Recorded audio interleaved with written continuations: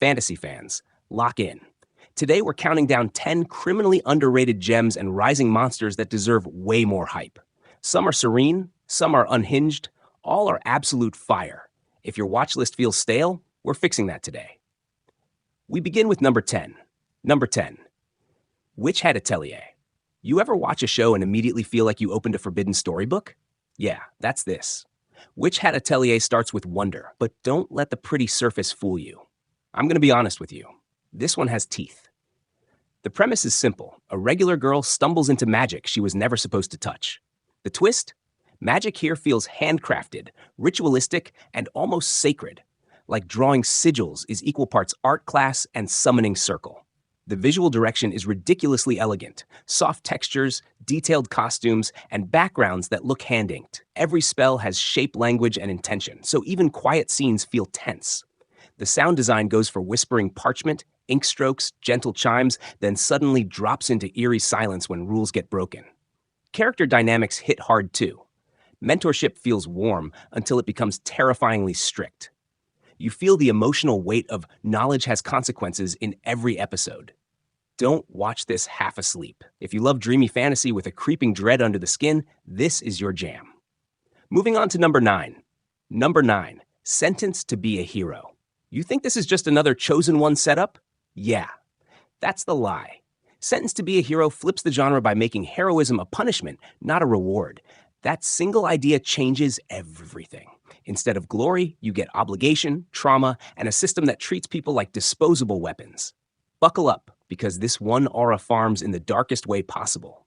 The action isn't just flashy, it's desperate. Fights are choreographed like survival, not spectacle, with heavy impacts and quick camera jitters that sell panic.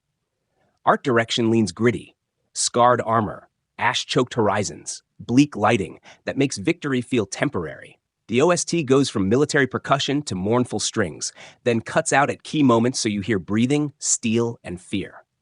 That silence is brutal. What really makes it hit is the squad chemistry. Nobody fully trusts anybody, but everyone needs everyone. Every bond feels earned through pain, not friendship speeches. Now looking at number 8. Number 8. The Beginning. After the End. Season 2 reincarnation stories are everywhere, so what makes this one different? Easy, emotional residue. The Beginning After the End Season 2 isn't just new life, new powers. It's about carrying old regrets into a world that refuses to stay peaceful. I'm going to be honest with you. This season plays like a calm lake, hiding something massive under it. Scene-to-scene pacing is smart. You get serene training moments, quiet family beats, then explosive encounters that feel earned, not random. Animation sharpens during combat with clean directional magic effects and readable motion arcs, so you can actually follow strategy. Character expressions are doing heavy lifting too. Small eye shifts, awkward pauses, restrained grief. That's where the show wins. The soundtrack balances wonder and anxiety. Airy motifs for discovery, darker synth strings when threats close in. Sound design makes spells feel textured. Heat crackles, pressure waves, impact echoes. The core dynamic between duty and childhood innocence is surprisingly heartbreaking. You're watching someone powerful try to deserve peace, not just win fights. If you want fantasy growth with real emotional gravity, this sleeper hit will absolutely get you. Sliding into number 7. Number 7, Wistoria, Wand and Sword Season 2. What if everyone told you magic is everything, but your body said, cool, we're doing violence instead? That tension is the soul of Wistoria, Wand and Sword Season 2. It's underdog energy, yes, but not the cheesy kind. This is pure pressure cooker fantasy, where every victory feels stolen from a rigged system. Season 2 doubles down on kinetic action. Sword choreography is crisp, grounded, and explosive without becoming visual noise. When spellcasters fill the screen with arcane chaos, the framing still keeps your eyes locked on intent. Art direction has that polished academy fantasy look, but it contrasts bright institutions with suffocating social hierarchy. You can feel exclusion in the architecture. Audio-wise, the show cooks. Metallic clashes are sharp, magical detonations have layered depth, and the score knows when to go big versus when to let quiet humiliation sit. Character dynamics are where it gets spicy. Rivals become mirrors, friends become anchors, and every relationship asks, what is strength for? If you've ever had to prove yourself in rooms that already decided your worth, This hits home. If perseverance plus god-tier hype battles is your thing, this is absolute fire. Halfway point, number 6. Number 6, ReZero, Starting Life in Another World Season 4. Think you're ready for pain with a side of hope? No, you're not. ReZero Season 4 is still the king of psychological whiplash. Premise stays familiar. Death, reset, repeat. But the twist is how each loop mutates identity. This isn't about solving a puzzle once. It's about paying emotionally every single attempt. Season 4 cranks atmosphere hard. 1 minute you're in serene fantasy light, next minute the frame tightens, shadows crawl, and the scene feels uncomfortably real. The direction weaponizes timing. Lingering close-ups before horror, abrupt cuts before impact, and dialogue that sounds normal until it absolutely isn't. Don't watch this half asleep. Sound is next level. Footsteps in empty halls, distant bells, muffled screams, heartbeat-like percussion. Everything is engineered to make your chest tighten. Then the OST drops a fragile piano line, and suddenly you remember these are broken people trying to stay human. Character dynamics remain the secret sauce. Loyalty, guilt, and love all get stress-tested. If emotional suffering with narrative precision is your lane, this will ruin you beautifully. Let's keep climbing with number 5. Number 5, a wild last boss appeared. Season 2. You want aura farming? This is premium-grade aura farming. A wild last boss appeared. Season 2 takes that overpowered return premise and turns it into a cosmic chess match. You get a legendary figure waking into a changed world, and the twist is the real battle isn't power, it's legacy, identity, and who controls the narrative.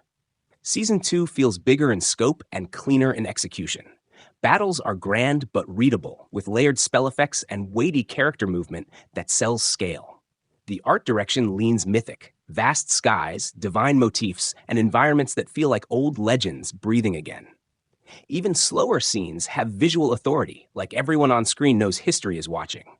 The OST goes hard on choirs, war drums, and regal motifs, then pivots to lonely melodic lines when the protagonist faces what time has done to relationships.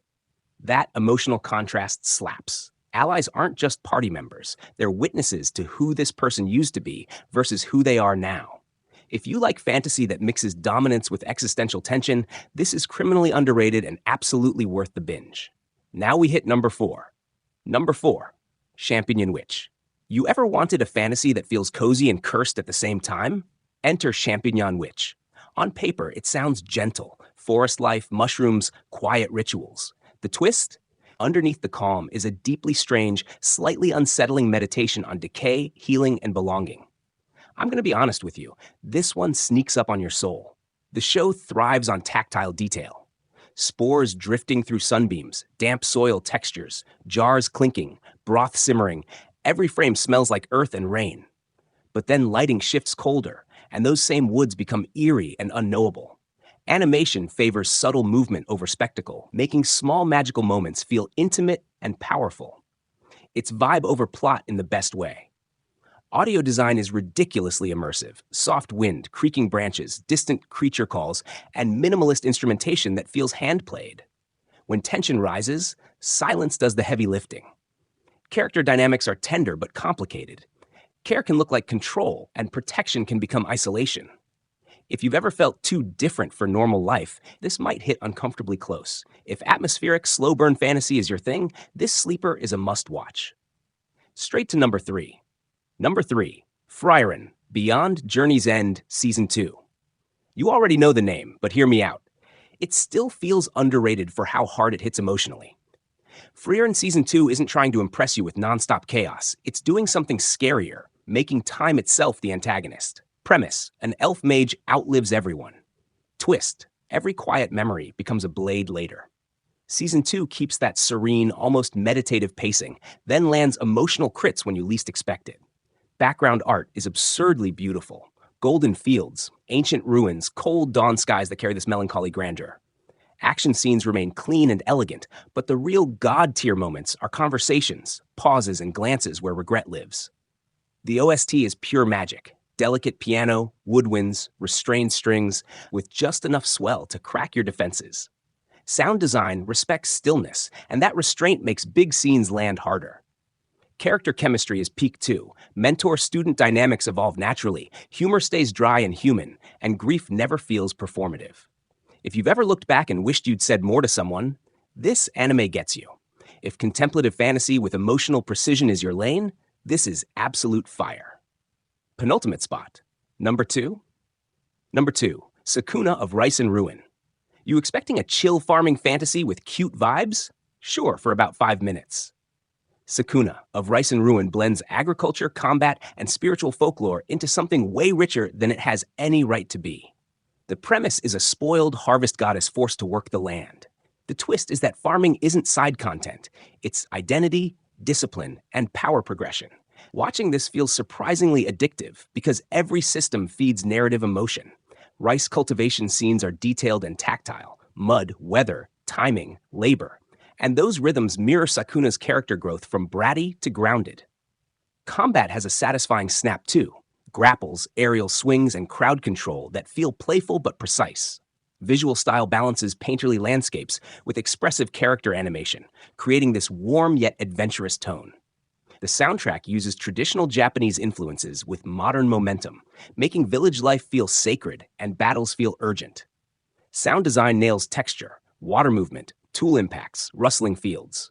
Character dynamics bring heart, found family chaos, clashing personalities, and sincere vulnerability. If you love progression arcs where effort actually matters, this is your jam.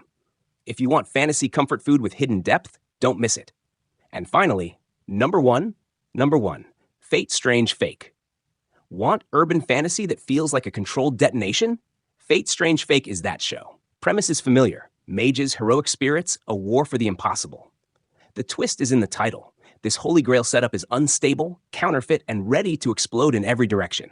Buckle up. Nobody's playing fair. From the first major set piece, you feel the scale. Combat staging is outrageous but coherent. Impossible speed, precise framing, and devastating impacts that still preserve character intent. Art direction goes sharp and stylish. Neon city nights, occult symbolism, contrasting elegance and brutality. It has that everything is cool until it suddenly isn't energy the franchise does best, but with even more chaos. Character dynamics are the real hook, though. Masters and servants negotiating trust, manipulation, ideology, and ego in real time. Every alliance feels temporary. Every conversation feels like a duel. If you crave high-stakes mind games and spectacle with consequences, this is pure god-tier insanity. If this list cooked, drop your real number 1 and your hottest underrated pick. Which title is actually criminally underrated, and which one did I overrate? Debate me in the comments. Respectfully, then chaotically. Repeat it without changing. No comment.